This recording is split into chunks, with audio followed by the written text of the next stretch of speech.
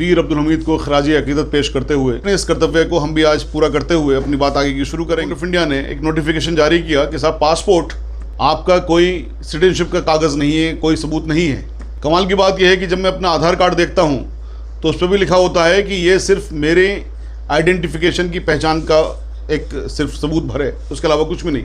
Voter card को उठा के देखिए तो वोटर कार्ड भी हमारी सिटीजनशिप का कोई प्रूफ नहीं है। तो फिर आखिर सिटीजनशिप का प्रूफ है क्या? गवर्नमेंट ने जब एक चीज़ को कह रही है गवर्नमेंट कि ये साहब आपकी नागरिकता का सबूत नहीं है, तो फिर है क्या? ये तो बताना चाहिए ना गवर्नमेंट ने।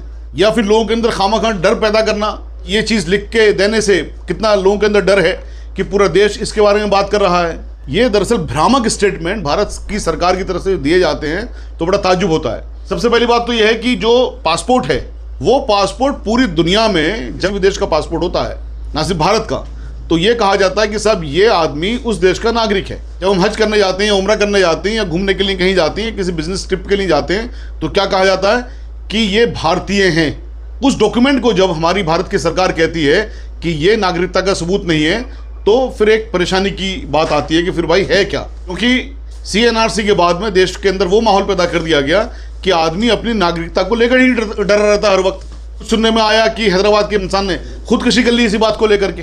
तो एक जो डर है लोगों के अंदर, तरह तरह की चीज़ें ला करके, वो डर का मेरे ख्याल में निवारण होना चाहिए। बता दूँ कि किसी भी भारतीय को डरने की ज़रूरत नहीं है इस बात से कि साहब अब पासपोर्ट भी नागरिकता का सबूत नहीं है, क्योंकि पासपोर्ट नागरिकता का सबूत पूरी दुनिया भर के लिए है, देश के लिए भी है।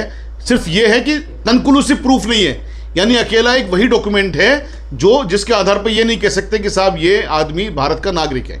भारत का नागरिक होने के लिए क्या चीज़ चाहिए? आपको हकीकत में किसी डॉक्यूमेंट की ज़रूरत नहीं है। आपको सिर्फ 3-4 चीज़ों का ध्यान रखना है। आर्टिकल 5 से लेकर के आर्टिकल 11 कॉन्स्टिट्यूशन ऑफ इंडिया बताता है नागरिकता के बारे में। जो लोग भी 1987 1 जुलाई तक पैदा हुए इस देश के अंदर, उनके माँ बाप कहीं भी पैदा हुए थे, चाहे कहीं के भी थे, उससे मतलब ही नहीं है। तो जो भी इंसान 26 जनवरी 1950 से लेकर के 30 जून 1987 तक पैदा होता है, वो भारत का नागरिक माना जाएगा, वो भारत का नागरिक है। यह है नागरिकता का सबूत। पासपोर्ट नहीं है, आधार नहीं है, वोटर कार्ड नहीं है, लेकिन यह सबूत है कि वो भारत में पैदा हुआ। उसके बाद में क्या हुआ कि साहब 2004 तक, 1987 से लेकर के 2004 तक, अब उसमें से क्या है कि किसी भी एक पेरेंट का 3 दिसंबर 2004 तक माँ बाप में से कोई भी अगर एक हिंदुस्तानी होगा, उसके पास में सर्टिफिकेट होगा, हिंदुस्तान में पैदा हुआ था वो, उसके बच्चे भी भारत के नागरिक माने जाएंगे। यानी कि 87 तक क्या है कि उसके माँ बाप कहीं के भी हों, कोई फर्क नहीं पड़ता। 87 से 2004 तक क्या है, 2004 तक, 3 दिसंबर 2004 तक, कि उसमें से एक पेरेंट का भारतीय होना ज़रूरी है। और उसके बाद में क्या कर दिया फिर कि साहब अब दोनों पेरेंट का भारतीय होना ज़रूरी है।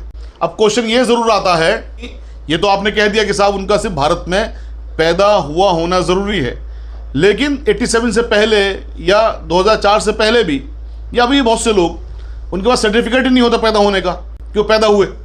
जब सर्टिफिकेट ही नहीं है पैदा होने का, तो साबित कैसे होगा कि वो पैदा हुए? देखिए, इसके लिए बहुत सारी चीज़ें हैं। नंबर 1, अगर कोई आदमी का कहीं एडमिशन हुआ है, पहली बात तो म्यूनसिपैलिटी का जो सर्टिफिकेट होता है, जो लोग शहरों के अंदर पैदा होते हैं, वो अपने आप में कंक्लूसिव प्रूफ है कि वो देश के अंदर पैदा हुआ।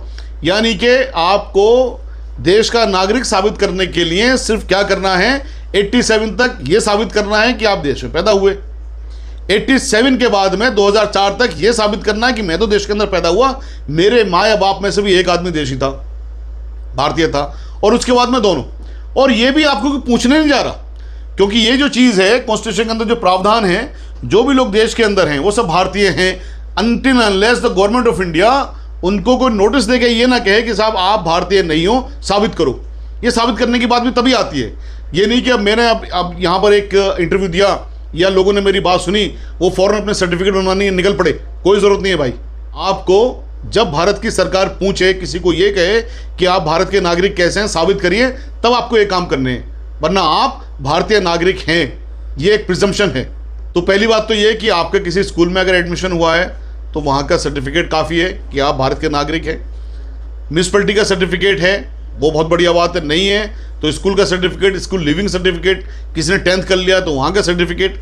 ये भी नहीं है, अब कोई गांव वगैरह में है, स्कूल भी नहीं गया, म्यूनसिपैलिटी भी नहीं है, तो वहाँ के पंचायत जो होती है गांव की, जो प्रधान होते हैं, वो आपको लिख करके दे देंगे कि साहब ये यहाँ पर पैदा हुए थे, यानी उनका जो एक रजिस्टर होता है या उनका जो सर्टिफिकेट होता है वो काफ़ी है। ये भी कुछ भी चीज़ें नहीं है, तो फिर जो और सबूत होते हैं, जैसे गवाहान, उसने कुछ ऐसे काम किए हैं, कुछ खेतीबाड़ी की है, किसी के सामने पैदा हुए हैं, तो वो तमाम गवाहियों की बाद में चीज़ें आती हैं। आज तक कोई ऐसा केस नहीं हुआ हमारी नॉलेज में कि किसी भारतीय की नागरिकता इस आधार पर ले ली गई हो कि भाई आप साबित करिए कि आप भारत के अंदर पैदा हुए थे।